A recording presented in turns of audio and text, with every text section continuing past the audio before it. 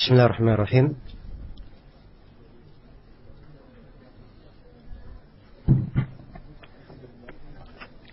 Alhamdulillahirabbil alamin. Wassalatu wassalamu ala al-mabu'uthi rahmatan lil alamin. Nabiyina Muhammad wa ala alihi wa sahbihi wa man tabi'ahum bi ihsanin ila yaumiddin, amma ba'd. Baik, ini sesi yang ke-12 dan insyaallah sesi yang terakhir dari pembahasan kita mengkaji kitab Ushulus Sunnah karya Al-Imam Ahmad bin Muhammad bin Hanbal rahimahullahu ta'ala. Ya. Pembahasan berikutnya adalah berkaitan dengan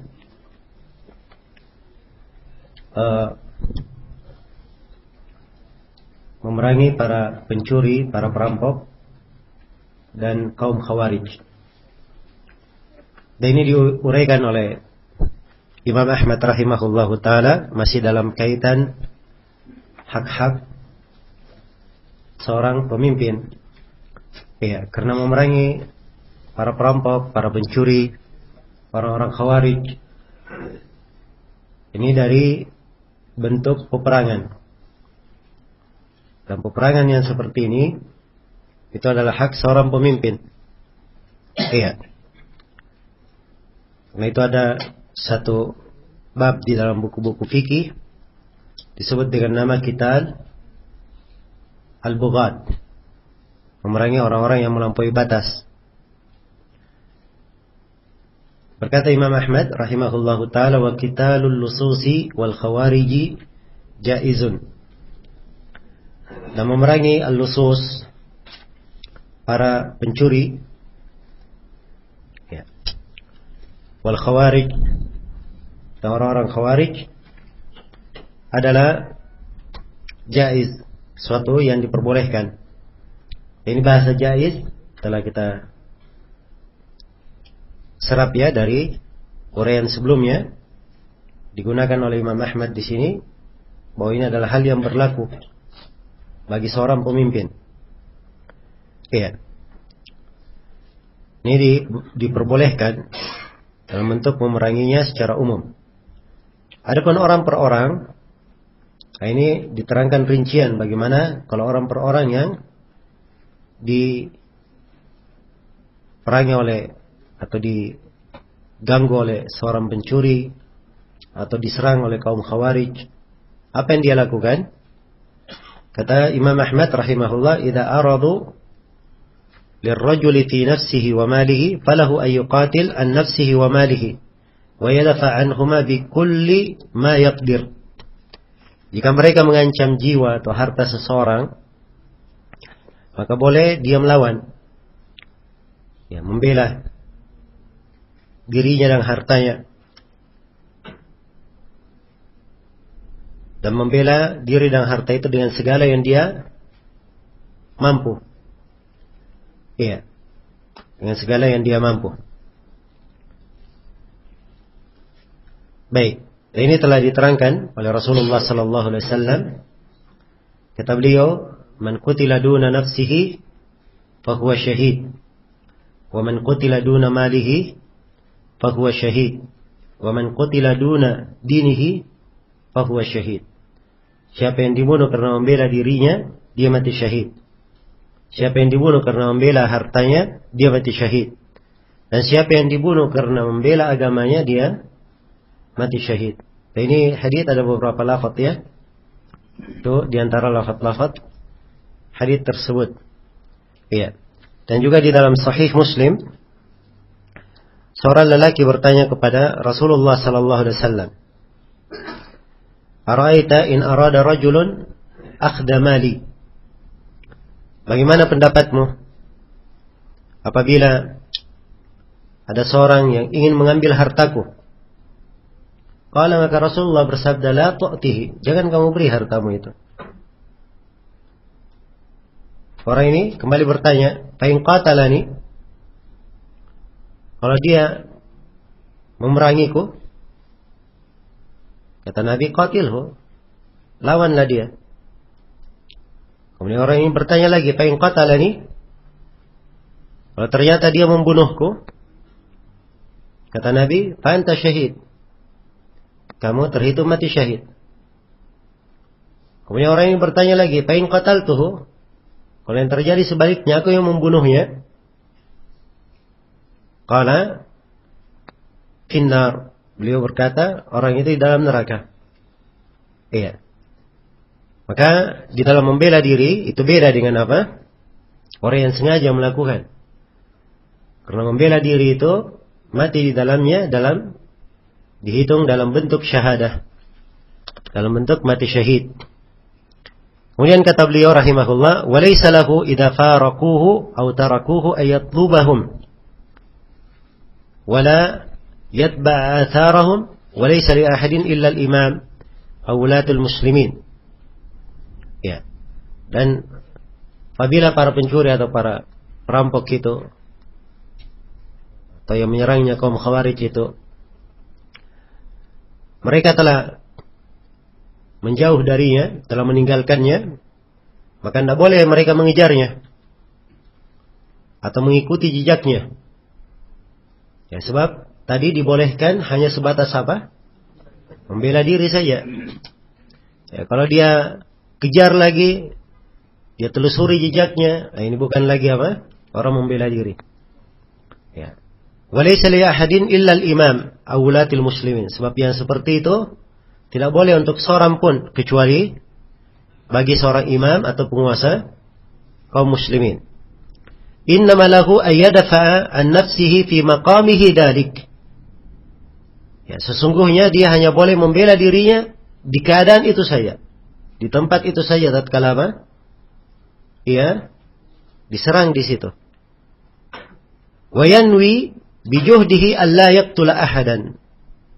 Dan itu pun dia berusaha dengan penuh kesungguhan bahwa dia meniatkan untuk tidak membunuh apa? Seorang pun. Jadi memang niatnya untuk apa? Membela diri saja. Iya. Fa in ata ala badanihi fi daf'ihi an nafsihi bil ma'rakah fa ab'ada Allahul maqtul. Kalau ternyata iya. Sini ada perbedaan nuskha ya. Dikatakan fa immata ala yadihi. Di sini di apa namanya dicetakan sini fa in ata ala badanihi. Ya, tapi kalau di riwayat Al-Lalakai itu lebih jelas ya maknanya. Di riwayat Al-Lalakai fa in mata ala yadayhi fi daf'ihi an nafsihi fil ma'raka fa ab'ada Allahul maqtul. Ya, kalau dia sudah berusaha memenuhi syarat itu, dia hanya membela diri dan dia meniatkan tidak membunuh seorang pun, tapi ternyata orang itu mati di tangannya karena dia membela dirinya, maka Allah akan menjauhkan orang yang terbunuh. Maksudnya orang yang terbunuh ini ya, tidak ada masalah di dalamnya, sebab perbuatannya adalah perbuatan yang dimurkai oleh Allah Subhanahu wa ta'ala. Dan telah berlalu kita bacakan hadis, Nabi menyebutnya di mana? Di neraka. Wa in qutila hadha fi tilkal hal wa huwa yadfa'u an nafsihi wa malihi. Ya, adapun orang yang membela diri itu tadi, kalau dia terbunuh dalam keadaan dia membela dirinya dan membela hartanya, kata Imam Ahmad, rajautu lahu syahadah kama jaa fil hadis. Ya, maka kata Imam Ahmad, aku harapkan dia mendapatkan kesyahidan sebagaimana datang di dalam hadis. Hadis yang saya baca tadi ya, man qutila duna nafsihi fa huwa syahid. Siapa yang terbunuh karena membela dirinya, dia mati syahid. Kemudian kata beliau, wa jami'ul athar fi hadha innama amarat bi qitalihi wa lam ta'mur bi qatlihi. Dan seluruh athar dalam hal ini hanya memerintah untuk melawan mereka dan tidak diperintah untuk membunuhnya. Iya. Jadi perintah untuk memerangi saja. Tidak diperintah untuk apa? Membunuh. Ya, sebab kalau memang dia perangi dengan niat untuk membunuh, ini sudah keliru pada awal niatnya. Jadi dia perangi untuk membela diri saja. Untuk membela diri. Tidak diperintah untuk membunuhnya, tidak pula diperintah untuk mengejarnya. Ya, wala yujhaz alaihi in sara atau kana jarihan Wa in akhadahu asiran falaysa lahu an yaqtulahu wa la yuqima alaihi al-hadd. Walakin yarfa'u amrahu ila man wallahu Allahu fayahkuma fihi. Iya. Kemudian kata beliau juga tidak diperbolehkan untuk mengejarnya kalau dia sudah jatuh. Ya, sudah kalah misalnya, ya tidak boleh dilanjutkan. Biarkan saja kalau dia sudah jatuh, biarkan. Atau kana jarihan, atau dia terluka, biarkan dia terluka. Sebab ini orang sudah apa? Sudah hilang kejelekannya, dia tidak bisa bikin apa-apa lagi, sudah terluka. Ya. Dan dia hanya diizinkan untuk memerangi dalam rangka membela diri saja. Dan sekarang tidak ada ancaman lagi. Sudah lari, biarkan saja dia lari.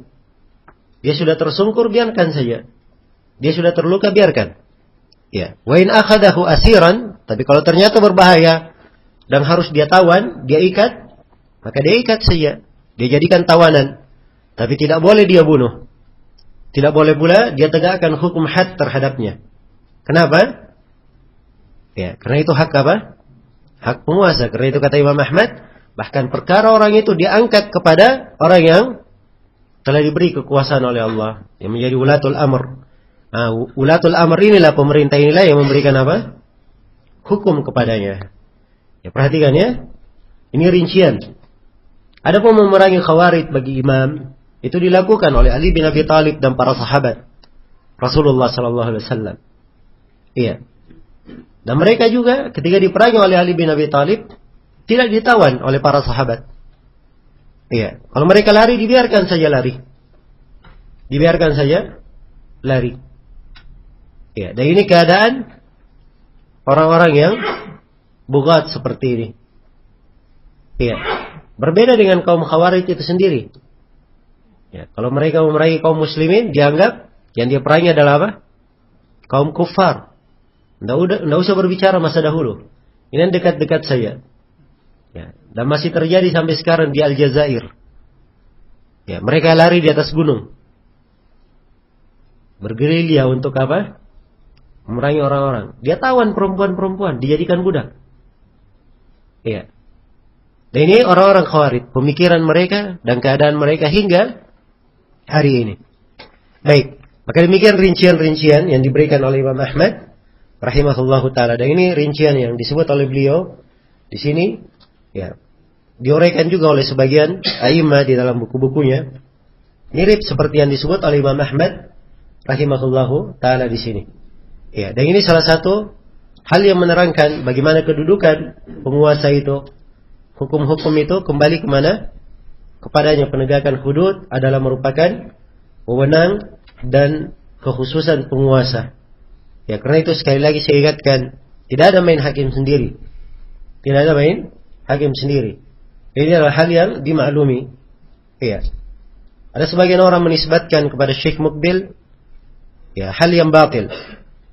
Dia katakan bahwa Syekh Muqbil membolehkan apa penegakan hudud walaupun tidak dengan izin apa? Pemerintah. Dan ini ucapan yang batil. Iya. Dan saya sendiri ya bertanya kepada Syekh Muqbil tentang hal tersebut. Ada pengalaman di dalam hal tersebut bersama beliau, ada kasus. Ada sebagian dari masyayikh ahli sunnah di Sana'a, ya, anak beliau mencuri. Ya, dan orang tuanya apa? Sangat marah sekali dengan hal tersebut. Ya. Maka syekh ini, waktu itu saya di pondok, beliau telepon. Kemudian beliau minta tolong supaya ditanyakan kepada syekh. Ya, dia ingin potong tangan anaknya. Ya, dia ingin memotong apa? Tangan anaknya. Ya, saking seriusnya, beliau kirim lagi orang tuanya. Bapaknya sendiri, dia kirim supaya bertanya kemana? Ke Syekh Muqbil. Saya tanyakan, Syekh Muqbil bilang, tidak usah dia potong. Ya, bapaknya juga datang, Syekh Muqbil juga berkata seperti itu. Nah, ini menunjukkan bahwa beliau di atas apa? Di atas apa yang para ulama berada di atasnya. Bahwa ini dari wewenang siapa? Wewenang penguasa. Ya, kadang ada pula basat pada sebagian keadaan hukum-hukum di antara kabilah. Itu masalah-masalah lain. Masalah-masalah lain. Ada pembahasan-pembahasannya dalam ilmu fikih. Ya, karena itu Ya, dalam hal yang seperti ini perkara bukan perkara kecil. Ya. Karena ketentuan masalah hukum berkaitan dengan penegakan hukum-hukum Allah harus sesuai dengan ketentuan. Ya, dan berkaitan dengan perugian. Apakah perugian pada anggota badan atau menyebabkan melayangnya jiwa. Nah, hal yang seperti ini adalah perkara yang sangat dipelihara dalam syariat. Iya. Hal yang sangat dipelihara dalam syariat. Karena itu siapa yang mempelajari hukum-hukum peradilan di dalam agama kita dan perkara-perkara yang berkaitan dengan hudud, dia akan melihat bagaimana kehati-hatian di dalam syariat kita dan kedetailan yang luar biasa di dalam apa? Di dalam menentukan dan menetapkan hukum, apalagi dalam pembuktian. Ya. Ada perkembangan-perkembangan di masa kini dalam bentuk pembuktian itu di pengadilan-pengadilan agama sampai hari ini di Saudi Arabia tidak diterima. Ya, tidak diterima. Seperti misalnya seorang melakukan sesuatu, kemudian terekam sesuatu itu. Ya. Rekaman itu belum tentu diterima. Terekam suaranya belum tentu diterima di pengadilan. Ya, sebab dari sisi teknologi mungkin untuk apa? Ya, mungkin untuk dikelabui dan mungkin juga kejadian tersebut bisa diatur. Iya. Maka perhatikan ya perkembangan-perkembangan dalam masalah pembuktian. Ya. Demikian pula masalah tes DNA itu ada pembahasan di kalangan ulama fikih mu'asirin. Ya. Mereka bedakan pembahasannya di peradilan dan pembahasannya berkaitan dengan masalah hukum nasab, hukum anak, itu mereka bedakan. Ada yang dipakai, ada yang tidak dipakai. Iya. Karena itu tidak sembarangan di dalam perkara-perkara yang seperti ini. Maka yang saya nasihatkan kepada setiap penuntut ilmu supaya berhati-hati dan bertakwa kepada Allah Subhanahu wa taala. Jangan masuk dalam perkara-perkara besar ya, dan dia tidak memiliki apa? Imam yang mendahuluinya. Tidak ada orang alim yang apa? Memberikan ya fatwa di dalamnya. Baik. Kemudian Imam Ahmad berpindah ke pembahasan berikutnya. Kata beliau rahimahullah,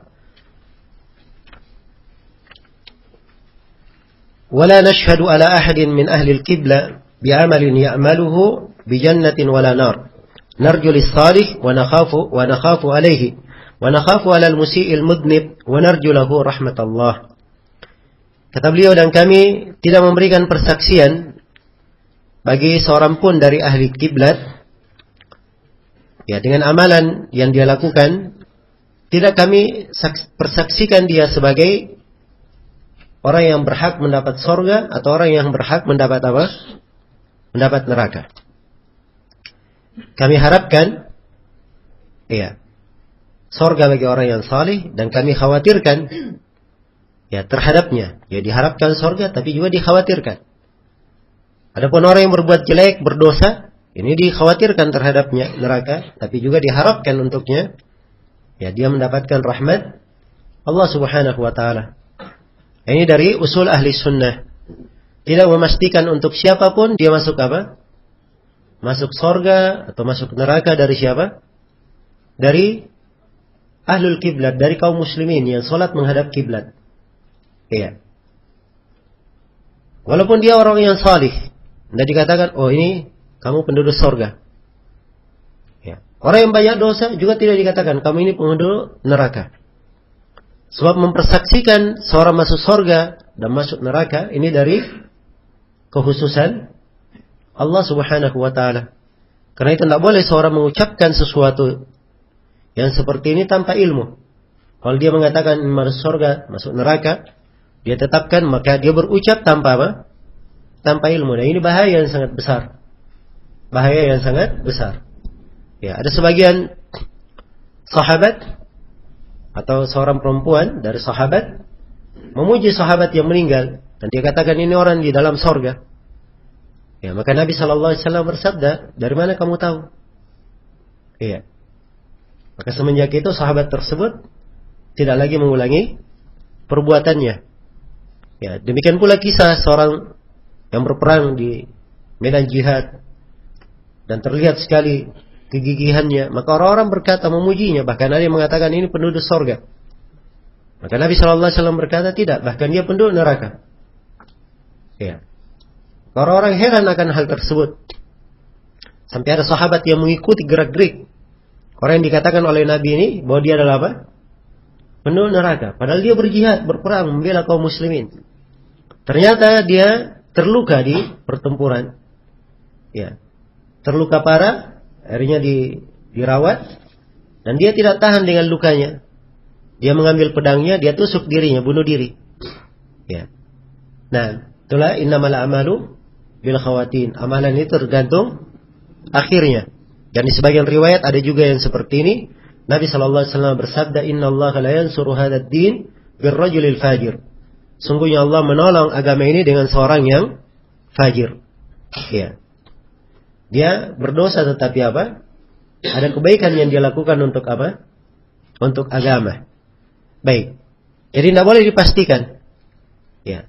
Juga di dalam hadits yang sahih diriwayatkan oleh Bukhari dan Muslim, seorang berkata kepada saudaranya, kawannya ini berbuat dosa lagi. Maka saudaranya ini, kawannya lagi ahli ibadah. Melihat saudaranya jatuh dalam dosa, dia berkata, Wallahi la yaghfirullahu lak.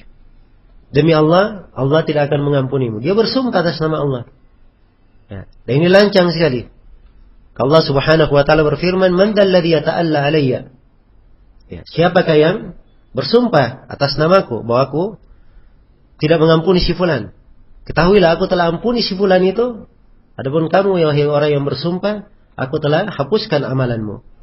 Ya. Maka diperhatikan ya, bahwa seorang Muslim dan Muslimah tidak mempersaksikan untuk siapapun dari ahlul kiblat dia pasti masuk surga atau masuk neraka. Kecuali dalam satu pembahasan ada silang pendapat di kalangan para ulama tentang seorang Muslim yang meninggal dan banyak orang yang memujinya dengan kebaikan.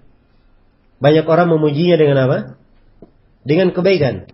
Sebagian ulama ada yang berpendapat kalau dipuji oleh banyak orang dengan kebaikan maka tidak ada masalah dikatakan bahwa dia adalah apa? Penduduk surga. Tapi ini juga pendapat yang tidak begitu kuat karena jumhurul ulama mereka memberikan hukum sama.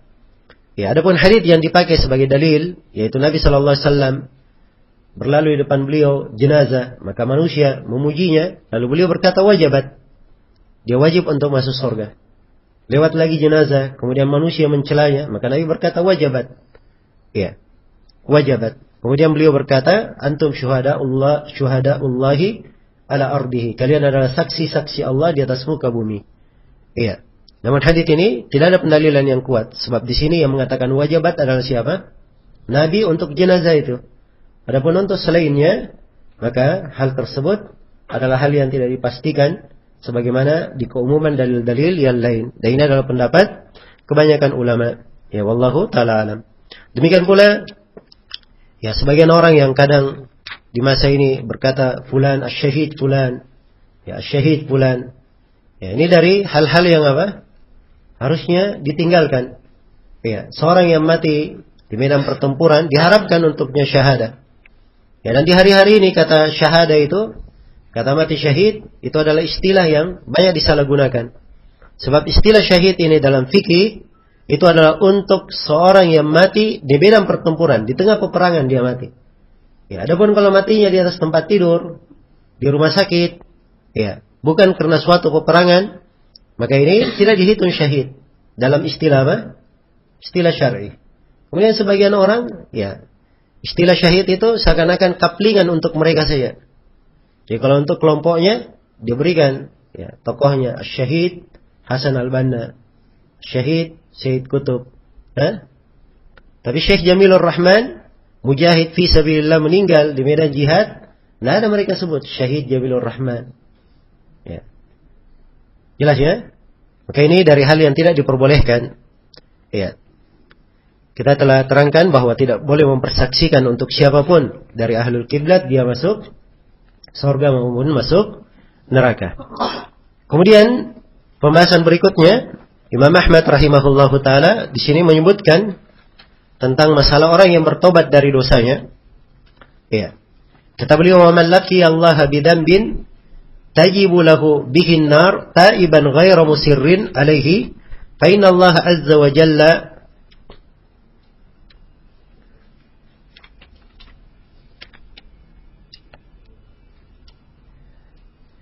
innallaha Baik, saya ulangi ya. Wa man laqiya Allah bi dhanbin tajibu lahu bihin nar taiban ghairu musirrin alaihi fa innallaha yatubu alaihi. Ya fa innallaha azza wa jalla yatubu alaihi wa yaqbalu at-taubata min ibadihi wa yaqbalu at-taubata an ibadihi wa ya'fu 'anis sayyi'at. Ya, kata beliau, dan barang siapa yang menghadap kepada Allah dengan dosa, dan dosa ini mewajibkan dia masuk dalam neraka, tapi dia telah bertobat dari dosa itu, ghairu musirrin, tidak terus-menerus melakukannya, maka sesungguhnya Allah telah mengampuninya, memberi tobat kepadanya. Wallahu yaqbalu taubata an ibadih, dan Allah menerima tobat dari hamba-hambanya. Ya, wa ya'fu 'anis sayyi'at, dan memaafkan dari apa? Dari kejelekan-kejelekan. Iya. Ini adalah hal yang dimaklumi ya. Allah Subhanahu wa taala telah berfirman untuk orang-orang yang bertobat, "Qul ya ibadiyalladzina asrafu ala anfusihim la taqnatu min rahmatillah. Innallaha yaghfirudz dzunuba jami'an. Innahu huwal ghafurur rahim." Katakanlah, sampaikan wahai Nabi Muhammad pada mereka, firmanku, firman Allah, wahai hamba-hambaku yang melampaui batas terhadap diri-diri mereka, jangan kalian putus asa dari rahmat Allah. Sungguhnya Allah mengampuni segala dosa. Sungguhnya Allah Maha Pengampun lagi Maha Penyayang. Iya. Jadi kalau dia meninggal dalam keadaan dia sudah bertobat dari dosanya, maka dosa itu telah apa? Telah diampuni. Allah menerima taubat seorang hamba. Ya, yaqbalu tauba wa ya'fu 'anis sayyi'at. Menerima taubat dan memaafkan kejelekan-kejelekan. Iya. Kemudian kata beliau, "Wa man laqiyahu wa qad uqima alaihi haddu dhalika adh-dhanb fi dunya fa huwa kaffaratuhu." Kama jaa al-khabar an Rasulillah sallallahu alaihi wasallam. Iya. Kemudian kata beliau, dan barang siapa yang menghadap kepada Allah sedangkan telah ditegakkan hukum had terhadap dosa itu di dunia, maka hukum had itu adalah kafaranya. Sebagaimana datang hadits dari Rasulullah sallallahu alaihi wasallam tentang hal itu. Ya, hadits yang dimaksud adalah hadits riwayat Bukhari dan Muslim ya, dari Ubadah bin Samit. Ya.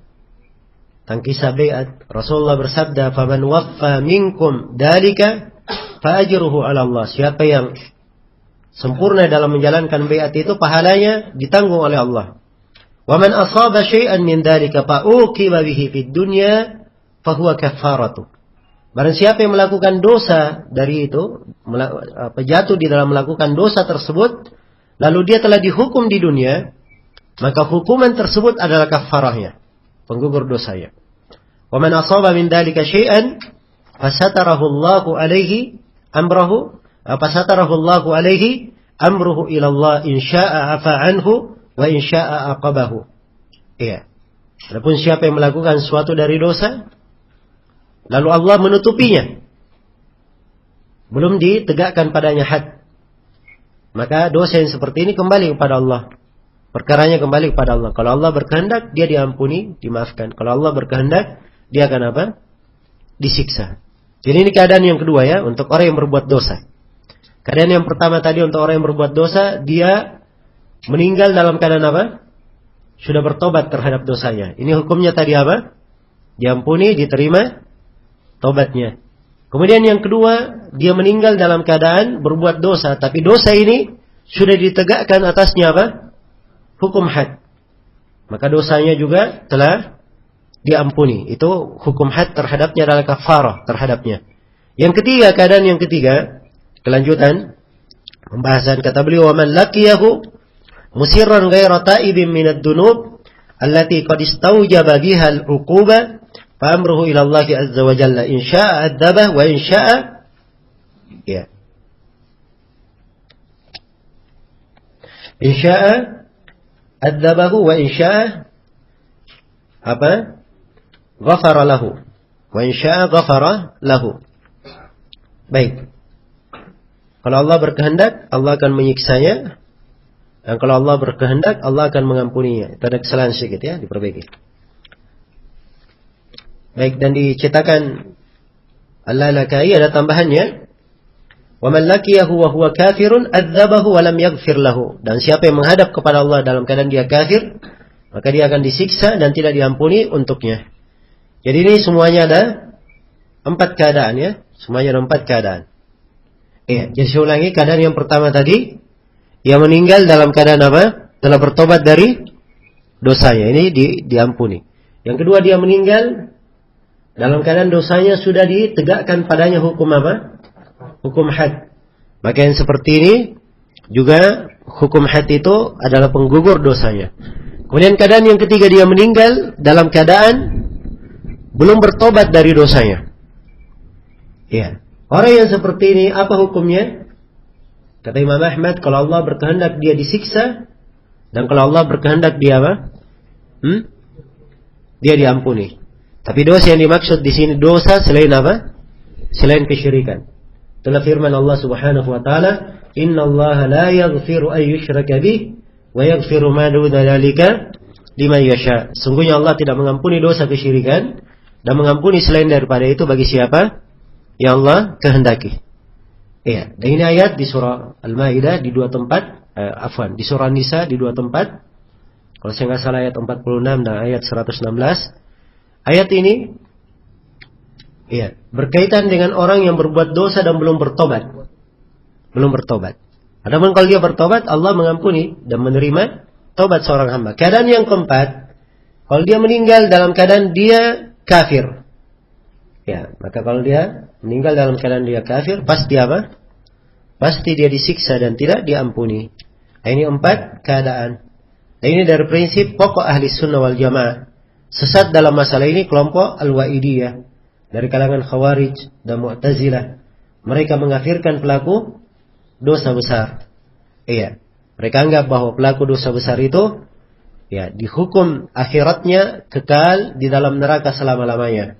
Adapun di hukum dunia, orang Khawarij berkata pelaku dosa besar kafir, dan kaum Mu'tazilah berkata fi manzilatin baina manzilataini, antara 2 kedudukan. Ya, bukan mukmin, bukan apa? Bukan kafir. Ya, dan juga ini bantahan untuk kaum Murji'ah yang mengatakan bahwa pelaku dosa besar itu sempurna keimanannya. Dosanya tidak membahayakan keimanan. Ya, dan yang benarnya bahwa orang yang berbuat dosa itu dikhawatirkan terhadap dosanya. Sebab dosa itu kembali kepada Allah. Mungkin dia dimaafkan, mungkin dia disiksa karena apa? Karena dosanya. Baik. Setelah itu beliau berpindah menjelaskan pembahasan rajam. Ya. Dan ini berkaitan dengan masalah penegakan hudud juga. Penegakan hukum-hukum had. Ya, kata beliau rahimahullah, "War-rajamu haqqun." Dan rajam itu adalah hak. Adalah benar.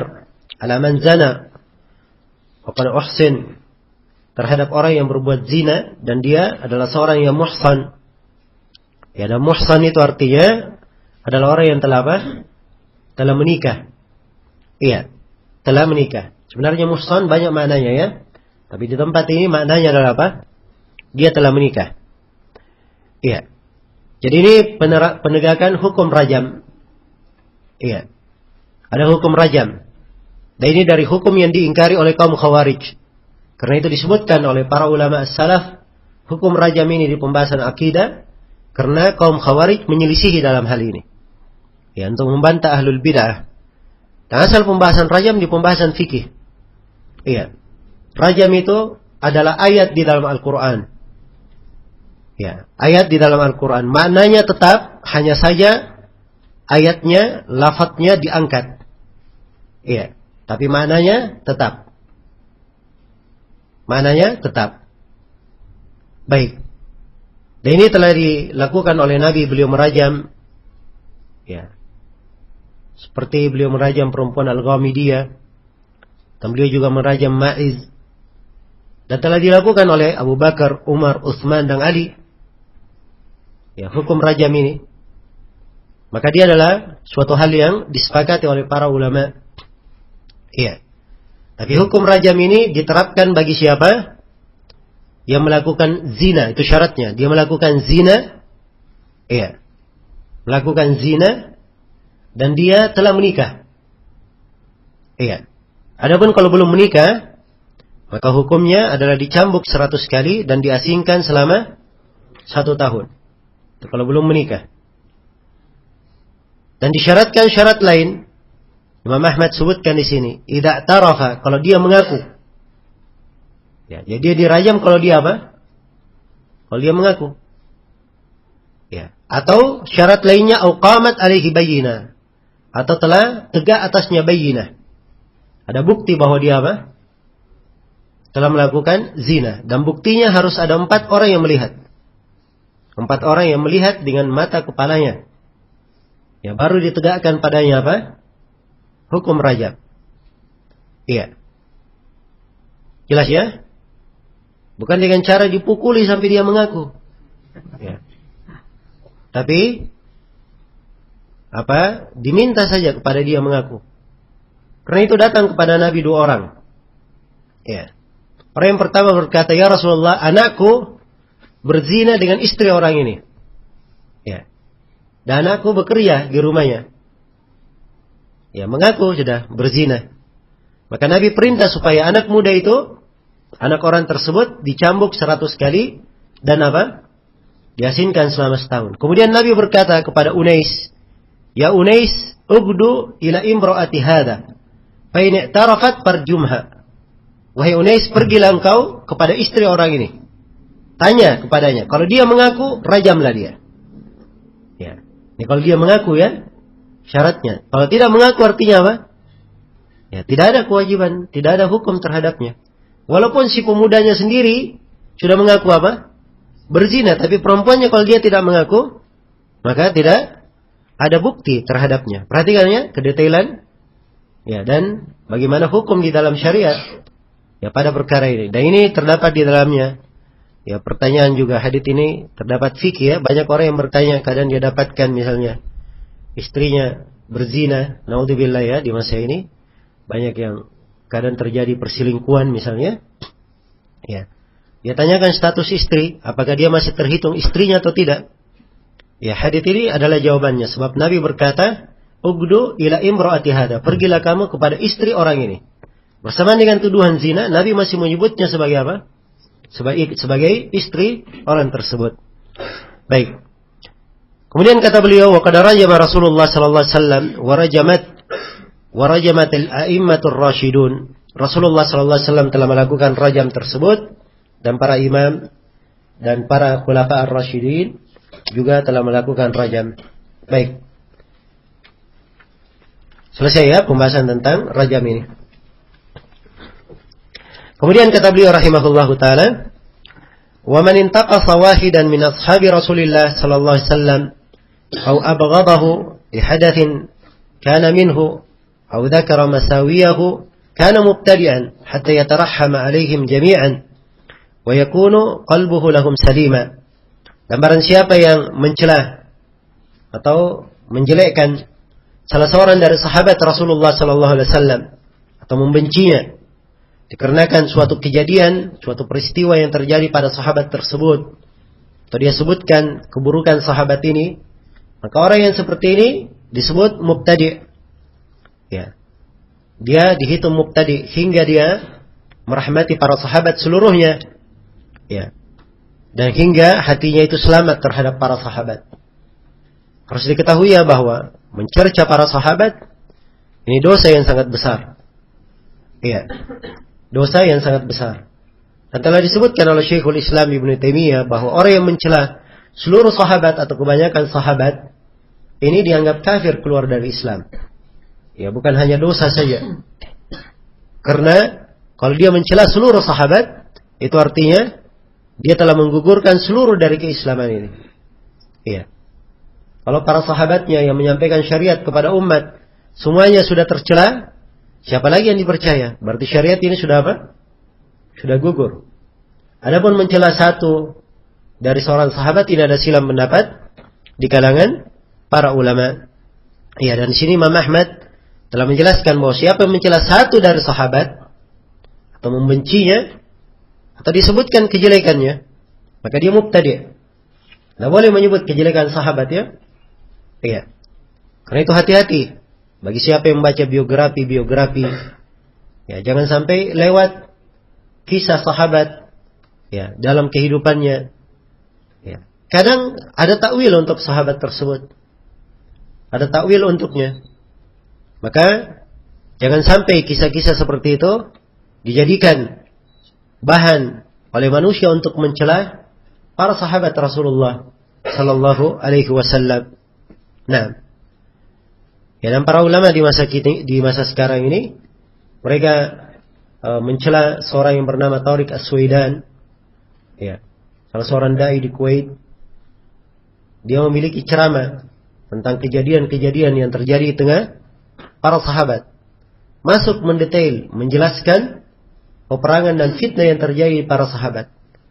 Ya, dan ini adalah mubtadi' ahlul bidah.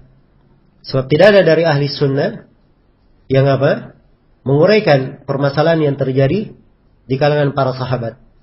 Apa yang terjadi di kalangan para sahabat itu adalah ijtihad di antara sahabat.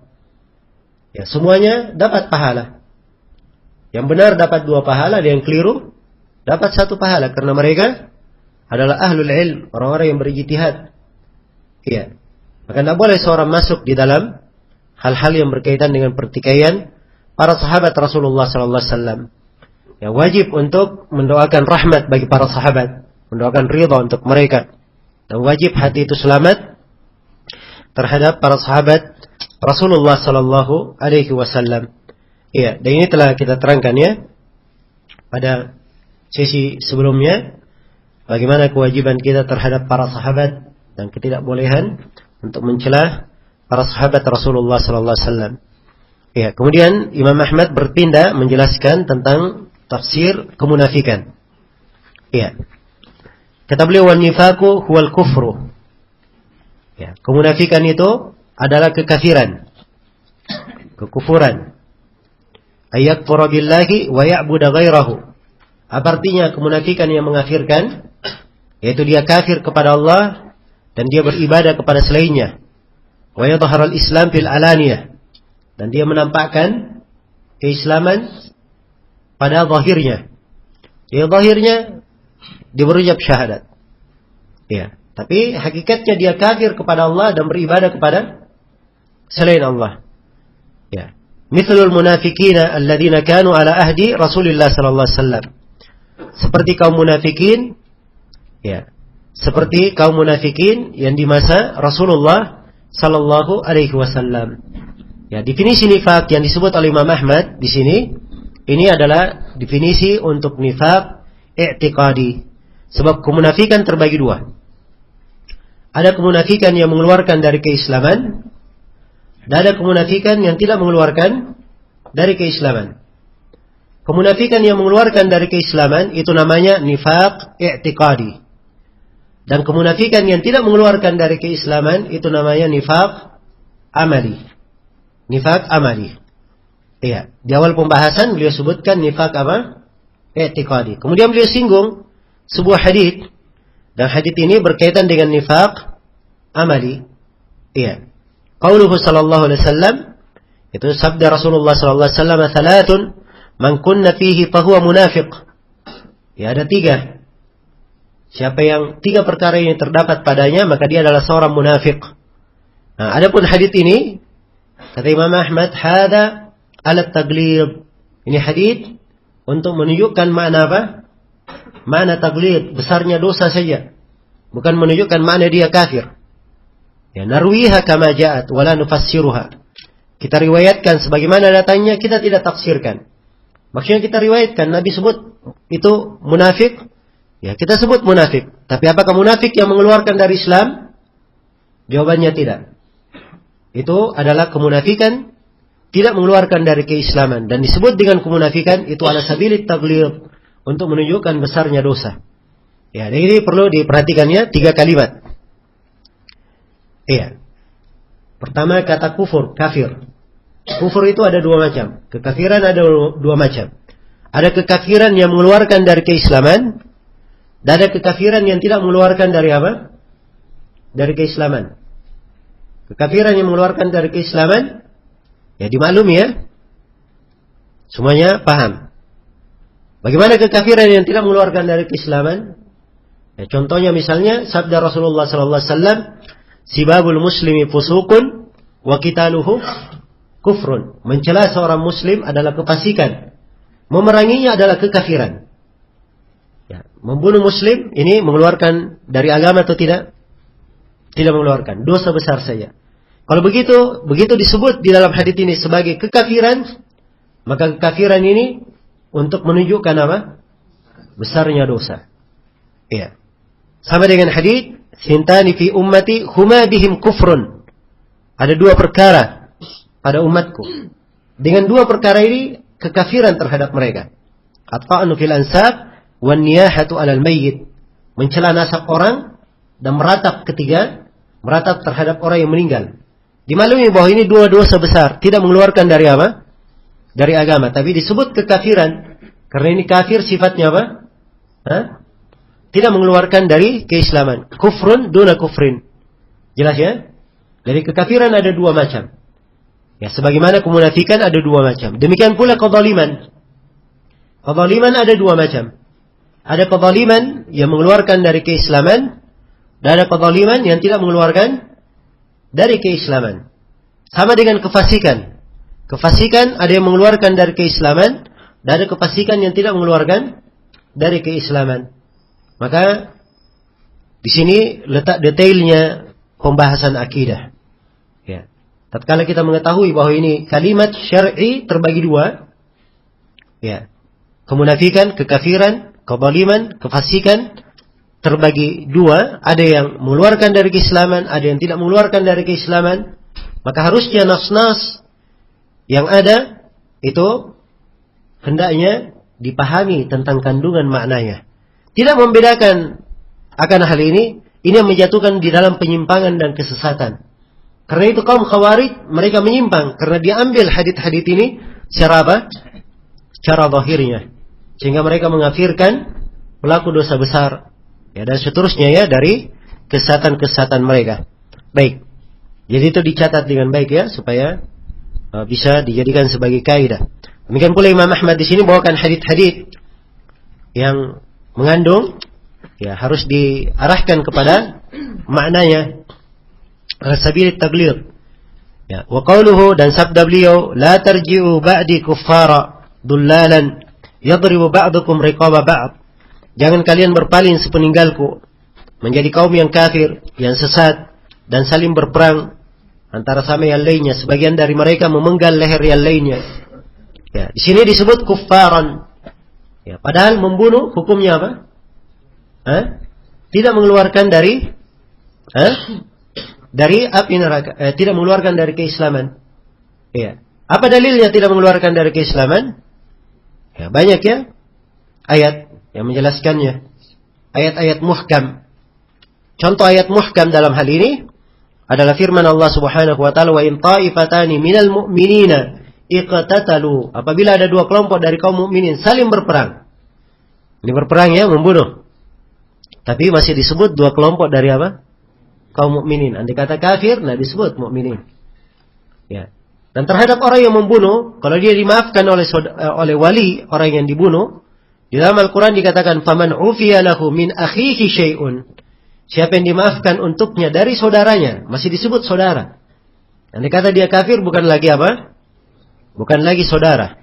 Demikian pula hadits Abu Bakar riwayat Bukhari dan Muslim, "Idzal taqal muslimani bisayfayhima fal qatil wal maqtulu finnar." Apabila dua orang muslim berjumpa dengan membawa dua pedangnya, maka yang terbunuh dan dibunuh dua-duanya dalam neraka. Diancam dengan neraka, tapi masih dikatakan apabila dua orang apa? Dua orang muslim. Iya, dua orang muslim. Maka ini nas muhkam namanya. Iya, karena itu kalau kaum Khawarij di dalam masalah ini mereka mengambil apa? Mengambil mutasyabih. Ya, saya sudah beri contoh ya di awal pembahasan kemarin. Ya, bagaimana mereka berdalilkan dengan ayat, "Wa may yaqtul mu'minan muta'ammidan fajazaohu jahannam khalidan fiha." Siapa yang membunuh seorang mukmin dengan sengaja, maka balasannya adalah neraka jahanam, dia kekal di dalamnya. Mereka katakan kalau begitu artinya dia keluar dari apa? Keluar dari Islam. Diambil ayat yang mutasyabih, dia tinggalkan ayat-ayat yang apa? Yang muhkam. Padahal khalidan fiha di dalam ayat itu maknanya banyak makna di kalangan ahli tafsir. Ya, ada 5 jawaban di kalangan ahli tafsir dalam hal ini. Di antara jawaban yang terindah bahwa khalidan, ya, dikatakan dia khalidan selama-lamanya karena dia terlalu lama di dalam neraka. Ya, sehingga seakan-akan dikatakan apa? Selama-lamanya di dalam. Dan ini uslub bahasa Arab, dimaklumi. Ya. Kemudian yang kedua, dari pengarahan untuk ayat khalidan fiha, itu dia kekal di dalamnya kalau Allah apa? Allah menghendakinya. Harus dikembalikan kepada ayat yang muhkam. Dan di ayat yang muhkam bahwa pelaku dosa selain daripada kesyirikan itu apa? Tahtal masyiah wa yaghfiru ma duna dzalika liman yasha. Maka demikian caranya di dalam memahami nas-nas. Itulah pentingnya, sekali lagi penting memahami ilmu itu dari guru. Sebab kalau dia baca saja ayatnya, akan apa? Ya, dia tidak bisa memahami mana ayat yang muhkam, mana ayat yang mutasyabih, cara mengkompromikan, memahami Al-Qur'anul Karim, ya, dengan pemahaman yang benar. Baik. Kemudian kata beliau, wa mithlu idzal taqal muslimani bisayfayhima fal qatil wal maqtul fin nar. Demikian pula seperti hadits apabila 2 orang muslim berjumpa dengan kedua pedangnya, maka yang terbunuh dan dibunuh keduanya dalam neraka. Ya, ini ala sabilit taglib juga. Ya, dikatakan dalam neraka padahal masih disebut muslim. Ini menunjukkan tidak dikeluarkan dari keislaman, tapi diancam dengan neraka. Wa mithlu sibabul muslim fusuqun wa qitaluhu kufrun. Mencerca seorang muslim adalah kefasikan dan membunuhnya adalah kekafiran. Wa mithlu man qala li akhihi ya kafir faqad ba'a biha ahaduhuma. Ya, siapa yang berkata kepada saudaranya wahai kafir, maka ini kalimat harus ditanggung oleh salah seorang dari keduanya. Wa mithlu kufrun billahi man tabarra min nasabin wa indaq. Dan seperti hadits siapa yang adalah kekafiran ya, kepada Allah, orang yang berlepas diri dari nasabnya ya, walaupun sedikit. Jadi kalau dia punya nasab, dia berlepas diri dari nasabnya walaupun sedikit, maka ini dihitung kekafiran. Seluruh kata kafir di dalam hadis ini dan kata di neraka ini semuanya ala sabil apa? Ala sabilit taglid, untuk menunjukkan besarnya dosa, tidak menunjukkan apa? Dia kafir keluar dari api neraka. Baik. Ya. Jadi demikian ya cara seorang itu menafsirkan nusus. Ya, kemudian kata Al-Imam Ahmad rahimahullah, wa nahwu hadhihi al-ahadits, dan semisal dengan hadits-hadits ini, mimma qad sahha wa hufidh, dari hadits yang telah sahih dan terhafal. Ya. Dari hadits yang telah sahih dan terhafal. Wa illam na'lam tafsiraha. Walaupun kita tidak mengetahui apa penafsirannya. Jadi seorang tidak tahu tafsirnya saya, dia bisa memahaminya bahwa ini hadits sebagaimana zahirnya. Ya, kita terima. Ya, tapi yang dimaksud di sini adalah sabilit taglid, sebagaimana yang disebut oleh Imam Ahmad. Wala natakallamu fiha, kita tidak berbicara di dalamnya. Wala nujadilu fiha, tidak pula berjidal di dalamnya. Wala nufassiru hadhihi al-ahadits illa mithla ma ja'at wala narudduha illa bihaqqi minha. Dan tidak boleh kita tafsirkan hadits ini kecuali sebagaimana datangnya, sebagaimana diriwayatkannya, dan tidak boleh pula kita menolaknya kecuali dengan hal yang lebih kuat darinya. Nah, selesai sudah ya tentang pembahasan tentang kemunafikan, sekaligus pembahasan tentang bagaimana cara menafsirkan hadits-hadits yang berkaitan dengan al-wa'id, nususul wa'id. Iya. Kemudian pembahasan berikutnya, kata Imam Ahmad rahimahullahu taala, wal jannatu wan naru makhluqatani qad khuliqata kama jaa an Rasulillah sallallahu alaihi wasallam. Dakhaltul jannata faraitu qasran ra'aitul kautsar ittala'tu fil jannati faraitu aktsara ahliha kadza wa ittala'tu fin nar faraitu kadza wa kadza. Ya.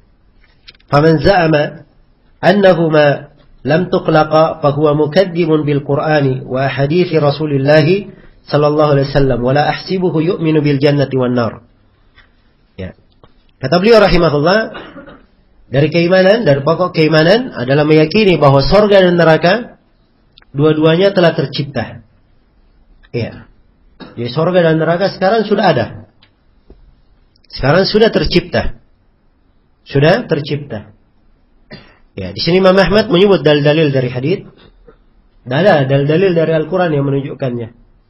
Di antara dalil dari Al-Quran yang menunjukkannya, Allah berfirman tentang surga, uiddat lil muttaqin, telah disiapkan untuk orang yang bertakwa. Pakai fi'il madhi, telah disiapkan, sudah selesai. Ya. Tentang neraka, uiddat lil kafirin, telah dipersiapkan untuk orang kafir. Menunjukkan bahwa sudah ada, sudah dicipta. Ya, dan Nabi di sini disebutkan oleh Imam Ahmad beberapa hadits.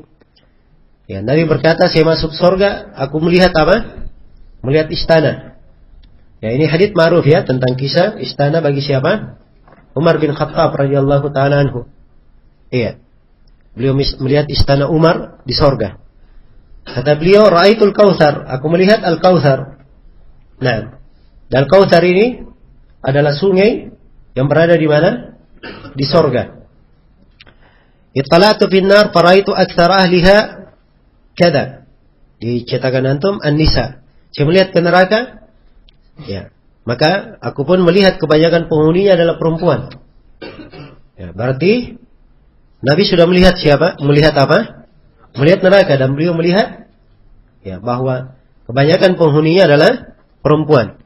Wattala'tu fin nar faraitu kada wa kada. Saya melihat dalam neraka, saya lihat begini dan begini. Saya melihat begini dan begini. Ini banyak riwayat memang ya, di kejadian Isra Mi'raj, ya di kejadian Mi'raj, beliau melihat juga orang yang disiksa di neraka. Nah, ketika beliau berada di atas mimbar, juga beliau melihat banyak kejadian yang dilihat oleh Nabi sallallahu alaihi wasallam. Iya. Dan subhanallah, Rasulullah sallallahu alaihi wasallam, ya beliau telah melihat banyak hal, melihat surga, melihat neraka. Dan Allah Subhanahu wa taala ya menguatkan ya keberadaan beliau ya sebagai seorang manusia yang melihat makhluk-makhluk yang sangat agung tersebut. Karena itu suatu hari Nabi sallallahu alaihi wasallam berada di atas mimbar. Iya. Kemudian tiba-tiba beliau seakan-akan ingin maju memetik sesuatu. Iya. Tapi beliau urunkan niatnya. Ya, setelah itu tiba-tiba beliau mundur ke belakang, merapat ke tembok, seakan-akan takut dari sesuatu. Ketika ditanyakan, beliau berkata, diperlihatkan kepadaku surga. Dan aku melihat buah di surga itu. Aku ingin mengambil seranting darinya. Ya. Kata Nabi SAW, andai kata aku ambil dan kalian telah mencium baunya, kalian tidak ada lagi selera untuk hidup di atas muka bumi. Ya. Tidak lagi selera untuk hidup di atas muka bumi. Nah, begitu beliau melihat mundur ke belakang, maka beliau melihat apa? Neraka. Dan beliau gambarkan tidak pernah beliau melihat kengerian yang seperti itu. Dan disebutkan di dalam sebagian riwayat, Nabi SAW bertanya kepada Jibril, Mali la ara Mikail yadhak. Kenapa saya tidak pernah melihat Mikail itu tertawa? Maka Jibril berkata, Mikail tidak pernah tertawa mundu khuliqatin nar.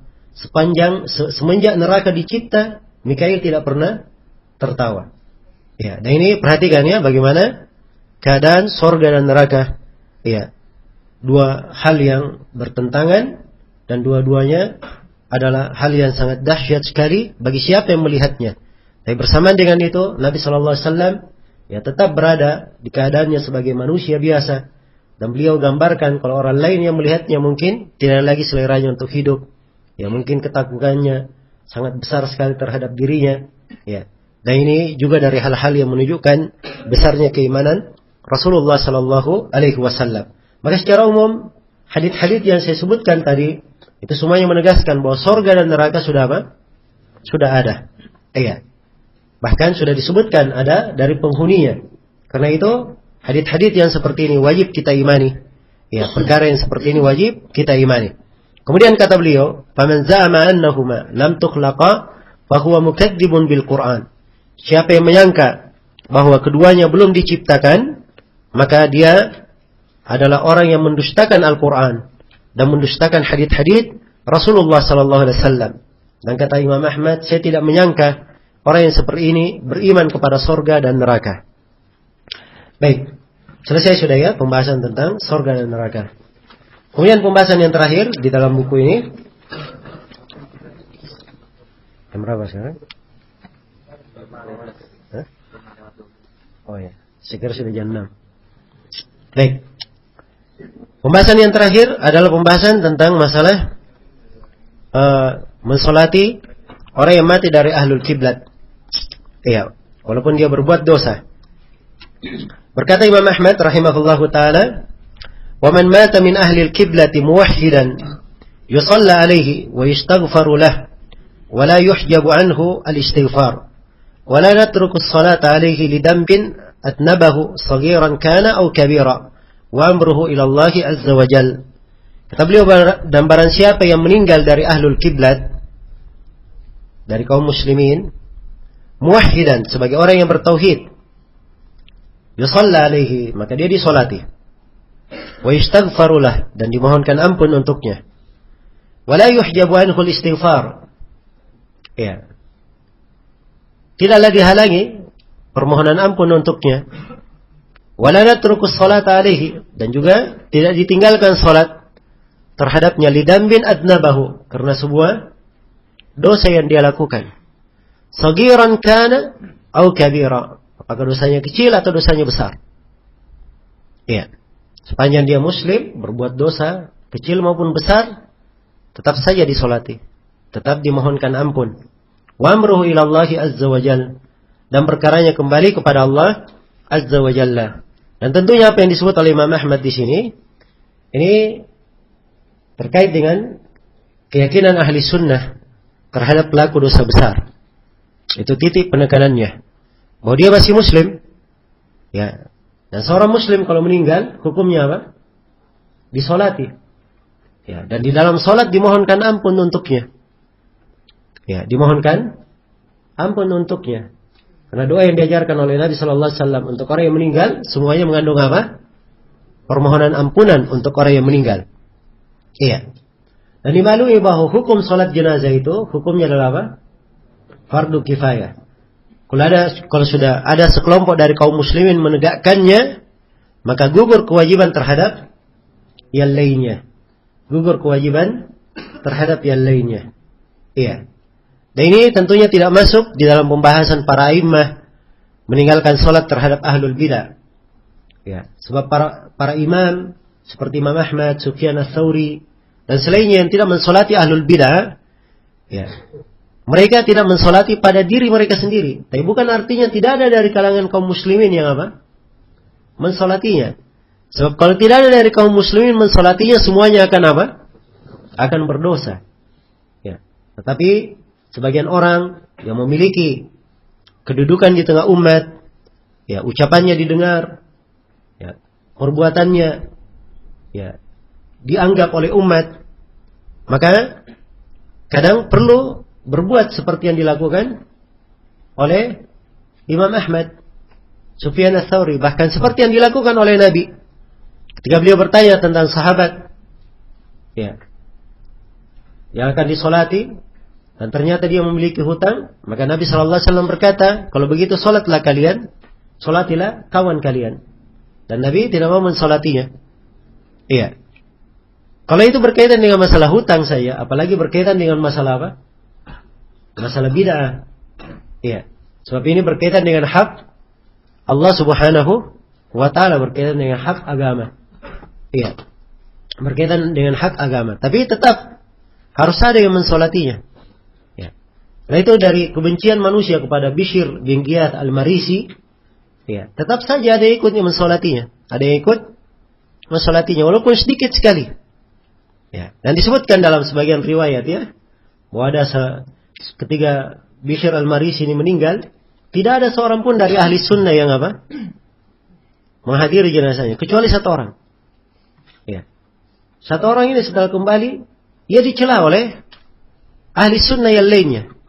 Ya, maka dia berkata, ini jangan mencela saya anggap solat saya kepada Bishr al-Marisi ini ibadah yang sangat agung, saya anggap kepada Allah. Karena begitu saya berdoa, ya Allah, ini orang mengingkari melihat engkau pada hari kiamat, haramkanlah dia melihat engkau pada hari kiamat. Ya Allah, orang ini mengingkari sifat-sifatmu, maka lakukanlah untuknya begini. Dia doakan kejelekan. Ya. Untuk Bishr al-Marisi. Jadi dianggap itu perbuatannya adalah apa? Ya, perbuatan yang ibadah kepada Allah. Nah, tapi tetap juga ada dari umat Islam yang mensalatinya walaupun sedikit. Walaupun sedikit. Kalau tidak ada yang mensalatinya sama sekali, semuanya akan apa? Semuanya akan berdosa. Iya. Baik. Selesai sudah ya risalah ini. Wallahu ta'ala alam. Mudah-mudahan apa yang kita bahas pada risalah Ushulus Sunnah ini karya Imam Ahmad rahimahullahu ta'ala bermanfaat untuk kita semua.